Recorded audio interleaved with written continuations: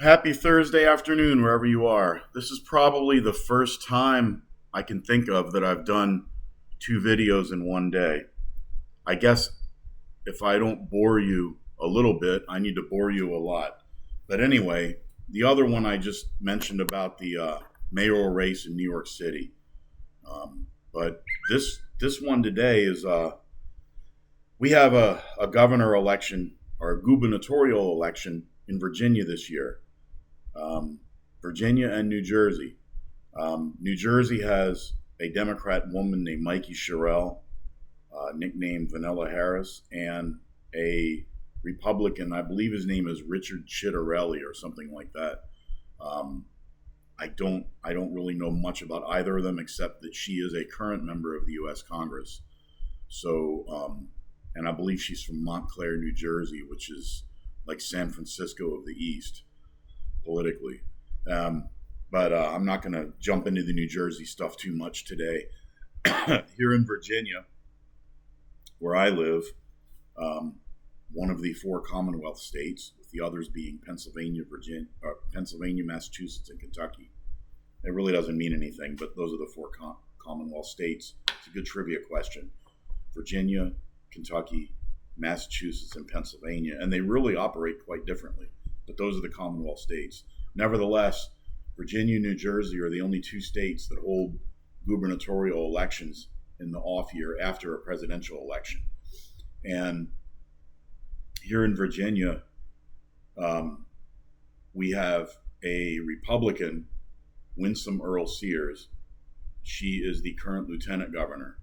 And then we have the lieutenant governor candidate for the Republicans is a man named John Reed, Reid, John Reed. And the attorney general candidate for the Republican Party is Jason Miyares. He is the current attorney general. In Virginia, you can only be governor one time, and then you have to sit out a term if you want to run again. You cannot succeed yourself. But you can be, I don't believe there's any term limit on lieutenant governor or attorney general. They can succeed themselves. We had one lieutenant governor, I think it was Bill Bowling. He was in there 3 terms. But on the Democrat side, you have Abigail Spanberger, who is a former member of the U.S. House of Representatives from the 7th District, and she's a former CIA agent. And to picture her, picture a blonde-haired woman who is a younger and more attractive version of Nancy Pelosi, but she doesn't drink as much. She's deep state establishment all the way. She's been very successful with a campaign center but govern left strategy, and the media is on her side and the establishment is on her side. The Democrat candidate for lieutenant governor is a woman named Ghazala Hashmi. I believe she's from India or Pakistan, but she is a practicing Muslim, for what that's worth. That some people really like that, some people don't. But when she ran for the state senate, where she is now, she's a state senator. She allegedly didn't live in the district where she ran. People who were her neighbors said, no, she doesn't. She lives over in so-and-so. And that she got a pass on that, which is not too cool. But the attorney general candidate on the Democrat side is Jay Jones. He's a state delegate from the Norfolk area, somewhere down in Tidewater. All 3 of them are pretty far left. They're basically open borders, raise taxes, confiscate guns, the usual. They will probably be opposed to our state right to work law, things like that. And the Republican lineup, the Democrat lineup, they're all in lockstep. They're together. Democrats are sticking together. They are taking it to the bank. They've got millions and millions of dollars coming in out of state money. And the media are on their side too. The Republicans are kind of like 3 monkeys trying to have their way with a football sometimes. I mean, they can't seem to present a united message. And the Sears campaign has gotten a lot of flack from conservatives who don't like her because she didn't show enough fealty to Donald Trump. Now, I don't see that as a fault. I don't, I don't think that because somebody's in a particular party that they automatically owe instant allegiance to the president of that party. But she's a very smart woman. She's done a good job as lieutenant governor. She's very pro-gun. She's a black woman who's an immigrant from Jamaica, and she's a Marine Corps veteran. So all this stuff that the Democrats say, like, oh, Republicans don't like women, they don't like black people, they don't like veterans, they don't like immigrants. Well, she fills the bill for all those. She's pretty smart. I think she'd be an effective governor. I don't have that many issues with her. Is she perfect? No. But is she better than the alternative? Oh, hell yeah. Then for lieutenant governor, you have John Reed. He's, pro-gun, pretty conservative down the line. He's an openly gay man. He's probably about 60 years old or so. He's been in a long-term relationship, and he's a conservative, but a lot of the evangelicals don't like him because they say he's living in sin. Well, probably 90% of the people in this state live in sin. I mean, I don't know how that makes somebody unworthy of public office just because of their sexual preference. But he doesn't go for the transgender stuff and transitioning children and all. He's not on board with any of that. He's pretty much like, hey, leave us alone. Whatever consenting adults do is their own business. But he is against the mutilation of children, which that's enough reason to support him right there. The Attorney General is Jason Miyares, the current incumbent. He's running again. He's pretty good. As a strong Second Amendment guy, I was kind of disappointed with him. He didn't come out in opposition to unconstitutional red flag laws, and it took him a little while to. He kind of him-hawed on some of the Second Amendment stuff, but his opponent is vehemently anti-gun. Almost all the Democrats in Virginia are anti-gun. There's a few who are kind of middle on the issue, but all the ones running for the top 3 offices are like the usual, no high-capacity magazines, no assault weapons, when they can't even define what either of those terms mean. They want to increase the ability of cities to ban people from carrying firearms, and that means people who have a carry permit, and the people with the carry permits aren't the problem.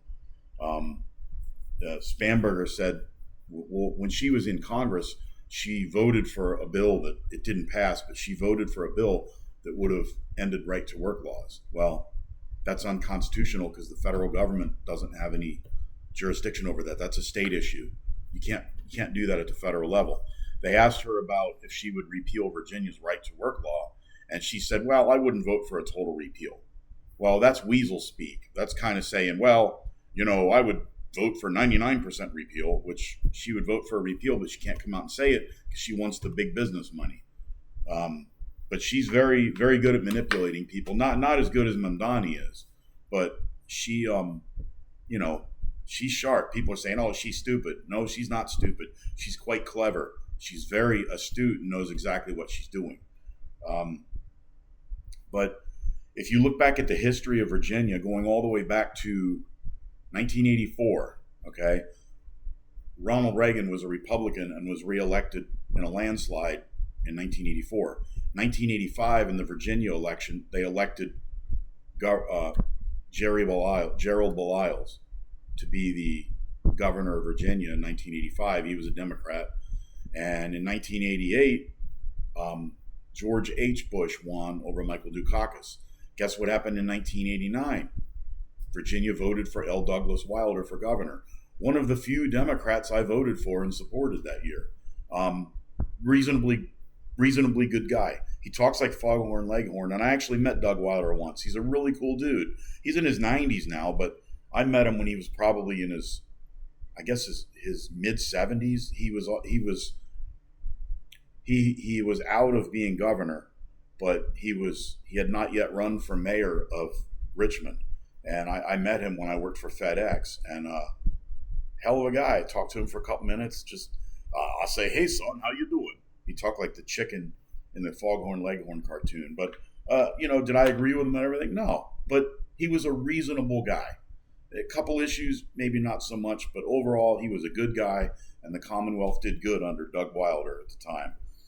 I didn't agree with him on he was anti-gun, and there was something else at the time that he was saying that George Bush was the father of David Duke or something like that. I was like, yeah, come on.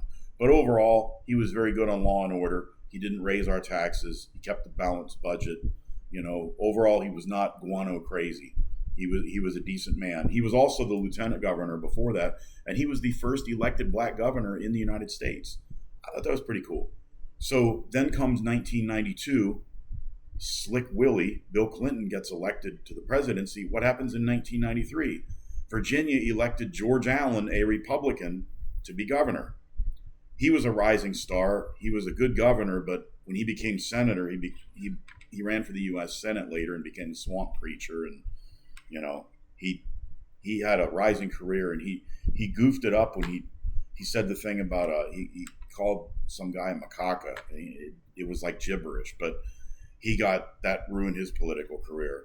But anyway, George Allen was governor, Republican, and then in 1996, Bill Clinton is reelected. Guess what happens in 1997? We elect Jim Gilmore, a Republican. Okay, in 2000. George W. Bush wins a narrow victory over Al Gore, Democrat. Well, what did Virginia do in 2001? They elected a Democrat governor, Mark Warner, who's now a sitting senator here, a U.S. senator. So Mark Warner was the governor, not to be confused with John Warner, the late senator. But anyway, Mark Warner becomes governor in 2001. 2004, George W. Bush, otherwise known as the Shrub, gets reelected. What happens in 2005? We elect Tim Kaine, a Democrat. Okay? It gets better. 2008, Barack Obama wins. Democrat wins the election. 2009, what does Virginia do? They elect Bob McDonnell, a Republican governor. Okay? 2012, Barack Obama gets reelected. And in 2013, Virginia had one time where they broke the trend. They elected Terry McAuliffe to be governor in 2013.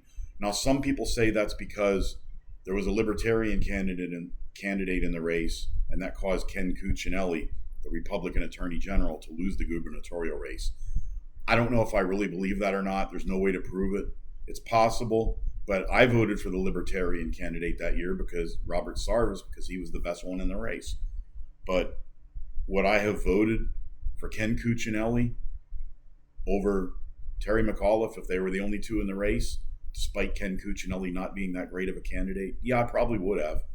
But that's just me. I can't speak for anybody else. But that was the outlier in Virginia. Then in 2016, Donald Trump, a Republican, wins the White House. And in 2017, what did Virginia do? They elected Ralph Northam, otherwise known as Blackface. They elect Ralph Northam to be governor in 2017. And then in 2020, Joe Biden wins the White House as a Democrat. And in 2021, what does Virginia do? They elect Glenn Youngkin, the current Republican governor. So in 45 years of history, we've only violated the trend one time. And that was kind of an aberration. So if the trend continues this year, the Democrats will win. Abigail Spanberger will be the next governor. I don't really relish that idea because she'll try to make Virginia into an appendage of California. But, we use the democratic process, small d, democratic process in Virginia to choose the governor. And there's no third party people on the ballot. There's no libertarian in the race again. The libertarians haven't run anybody. They didn't run anybody last time either. I think the last time they ran somebody was it 2017? It was either 2013 or 2017. I think it was 2017. No, I don't remember. But nevertheless, that's where that stands. So we have some crazy times ahead. And in Virginia, the governor, lieutenant governor, and attorney general all run in separate races. So you could have a Democrat governor and a Republican lieutenant governor and a Republican, a Democrat attorney general, any combination of the three.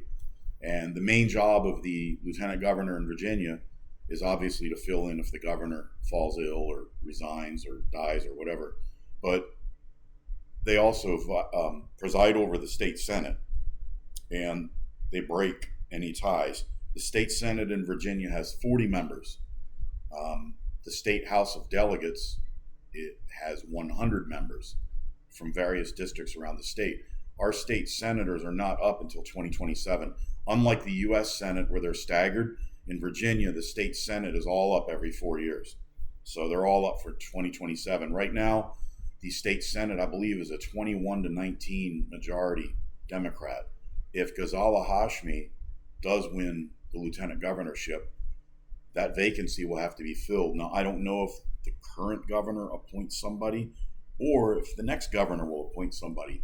If the current governor does, he'll probably appoint a Republican for that seat.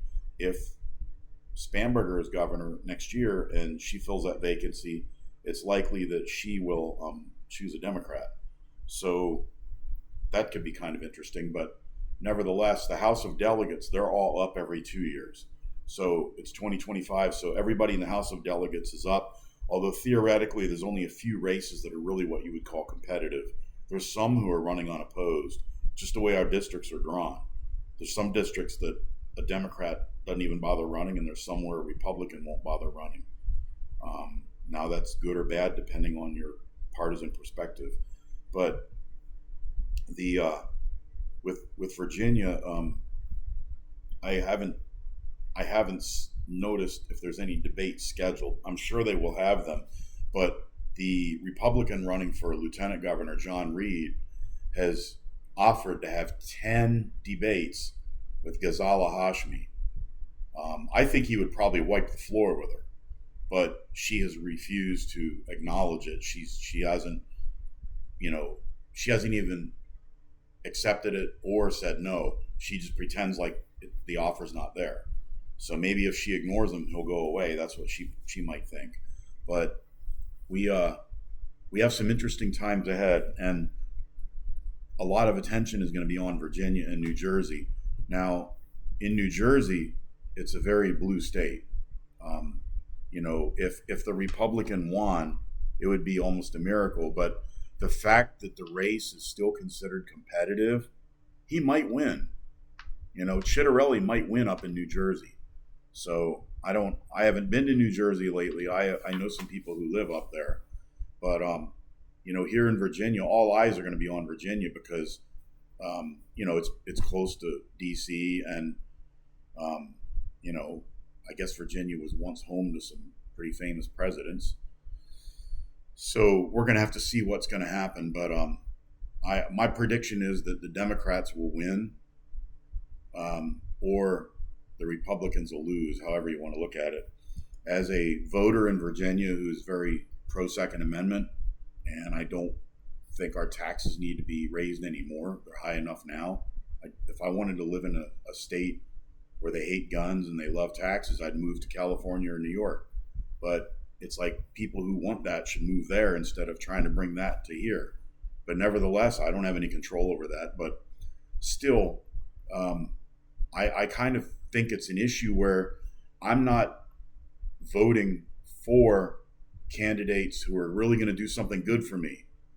I'm going to vote against candidates in a party who's going to actively do harm.